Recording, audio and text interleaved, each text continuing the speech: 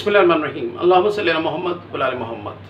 सुनते आए कि ताकत जमहूर के पास हुआ करती है, जमहूर जो आप भी हैं और जमहूर जो मैं भी हूँ, लेकिन हमारे पास कोई ताकत नहीं है। मेरा नाम है डॉक्टर एम सैयद। आप देख रहे हैं मेरे यूट्यूब पेज और फेसबुक पेज। आपसे सब्सक्रिप्शन की दरख्वास्त रहेगी।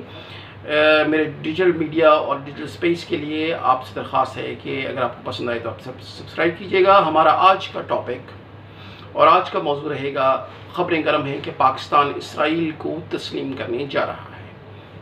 पाकिस्तान इसराइल को कैसे तस्लीम कर सकता है? ये कैसे मुमकिन है कि पाकिस्तान एक कट्टर इस्लामी रियासत, एक कट्टर यहूदी रियासत इसराइल को तस्लीम कर ले, जबकि पाकिस्तान के आइन के अंदर भी इसकी मवानियत है और पाकिस्तान की फॉरेन पॉलिसी जो हमेशा से मौजूद रही है वो भी इसके अगेंस्ट है। तो ये कैसे मुमकिन है कि पाकिस्तान इसराइल को तस्लीम कर ले?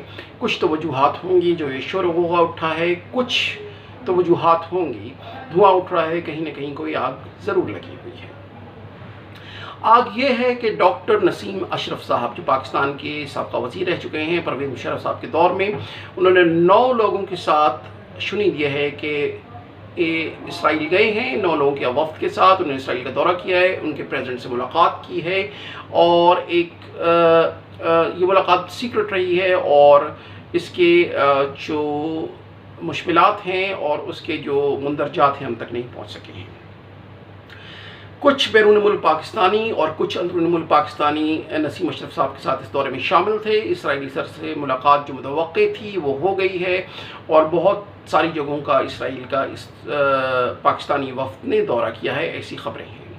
इसराइली मीडिया में ख़बर गर्म है कि इसराइल ने कुछ टेक्नोलॉजी पिछले दिनों पाकिस्तान में मुंतकिल की है और इसके मुंतकिलकारों में बरतानिया मुआविन रहा है। अब ये टेक्नोलॉजी क्या है इसके बारे में कोई वजाहत नहीं है, लेकिन उनके अखबार ये कहते हैं कि टेक्नोलॉजी पाकिस्तान को मुंतकिल की गई है। GVS का कहना ये है कि ये दौरा जो है जियो पॉलिटिक्स के लिए है और मज़हब के लिए है, कल्चर के फ़रोग़ के लिए है, मुक़द्दस मकामात को देखने के लिए है, दोनों मुल्कों की बाहमी हम आहंगी और आवाम की बाहमी इश्तराक के लिए किया गया है, ऐसा कहना है GVS का। इसराइली बड़ा मशहूर मीडिया है, अखबार है हर्ट्ज़, उसकी 23 सितंबर की खबर ये है, आपके सामने फ्लैश हो रही है कि साबका पाकिस्तानी वज़ीर इसराइली हिमायत के लिए इसराइल पहुंच गए हैं। खबर यह है कि साबका पाकिस्तानी वज़ीर इसराइली हिमायत के लिए और दोनों मुल्कों में ताल्लुकात के बढ़ावे के लिए इसराइल पहुंच गए हैं। हर्ट्ज़ का ऐसा कहना है।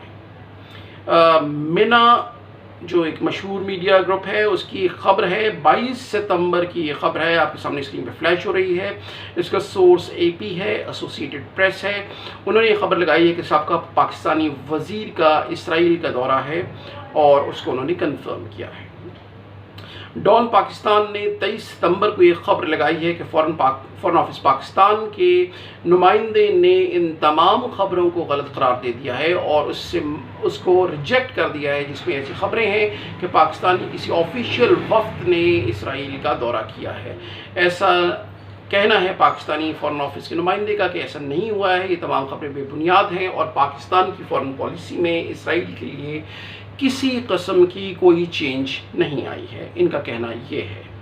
मिडल स्टेट अखबार का कहना यह है कि इंडोनेशियन ऑफिशियल और पाकिस्तानी वफ्द ने इसराइल का दौरा किया है, उनका भी यही कहना है।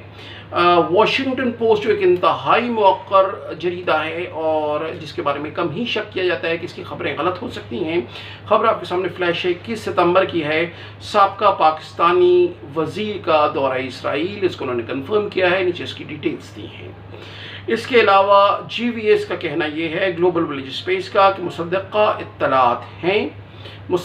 इत्तलात हैं कि पाकिस्तानी वफ्द ने अपने वज़ीर के हमरा इसराइल का दौरा किया है, इसराइल के सदर से मुलाकात की है और कुछ खुफिया मीटिंग्स की हैं। इसके अलावा मुख्तलिफ जियो पॉलिटिक्स और बाहमी इश्तराक के मंसूबों पर गुफ्तशुनीद हुई है और उनके मुक़द्दस मकामात का दौरा किया गया है।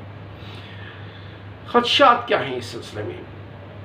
ख़दशा ये है पाकिस्तानियों को और मुहिब वतन पाकिस्तानियों को, मुसलमानों को और मुहिब वतन मुसलमानों को, कि तारीख़ी ख़दशात रहे हैं कि इसराइल तमाम مسلم دنیا میں پاکستان کے بارے میں سب سے زیادہ کنسرن ہے، وہ اس لیے ہے کہ پاکستان مذہبی بنیاد پر، خالص مذہبی بنیاد پر بننے والی اسلامی ریاست ہے، اور اسرائیل خالص مذہبی بنیاد پر بننے والی یہودی ریاست ہے، اور ان دونوں کے مفادات ہمیشہ سے تاریخی طور پر، مسلمہ طور پر ایک دوسرے سے متصادم ہوتے ہیں۔ خاص کر پاکستان کا ایٹمی پروگرام ایسا ہے جس پہ اسرائیل کو کافی تشویش رہی ہے اور اس پر اس کی نظر ہے۔ خدشہ یہ ہے کہ اسرائیلی پاکستان میں آزاد آمد و رفت چاہتے ہیں۔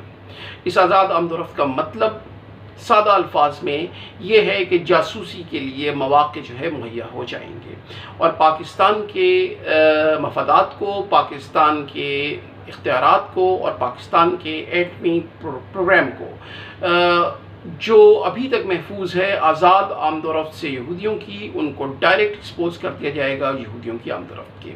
ایسا خدشہ ظاہر کیا جا رہا ہے پاکستان کے اس بڑھتے ہوئے اسرائیلی رجحان کے مطابق۔ پھر یہ کہنا ہے ناقدین کا کہ اسرائیلی سفارتخانہ اگر کھلتا ہے تو یہ پاکستان میں اس تاثر کی نفی کر دے گا جو بابائے قوم محمد علی جناح نے واضح کر دی تھی۔ انہوں نے کہا تھا کہ پاکستان اسرائیل کو تسلیم نہیں کر سکتا۔ ایک سوال کے جواب انہوں نے کہا تھا کہ پاکستان اسرائیل کو تسلیم نہیں کر سکتا کیونکہ جب تک اسرائیل مظلوم فلسطینی عوام کو ان کے حقوق کا ماحقہ نہیں دے دے گا اور ان کے حقوق ان کو دے کر ان کی ریاست کو آزاد نہیں کر دے گا، پاکستان اپنے فلسطینی بھائیوں کے حقوق کے تحفظ کے لیے ہوئے اٹھی ہوئی آواز کو دبا نہیں سکتا، اور اس لیے ہم اسرائیل کو تسلیم کرنے سے معذور ہیں اور مجبور ہیں۔